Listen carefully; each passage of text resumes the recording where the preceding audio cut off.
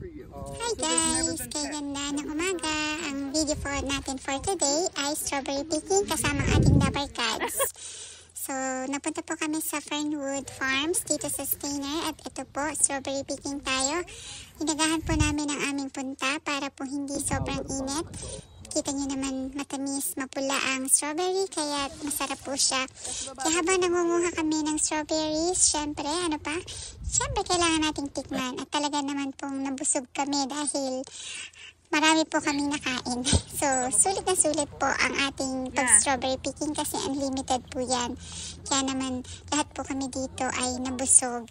At napakasarap po ng strawberries. Kaya naman po dinamihan natin ang ating pinanguhan. Nakadalawang basket po kami.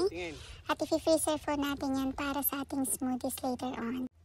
Kaya dun po sa mga hindi pa nakakapag-strawberry picking, punta na kayo sa Fernwood Farms. Marami po silang strawberries season ngayon. Kaya naman po mag-i-enjoy po kayo sa pag-pick kasi talaga mabubusog din kayo.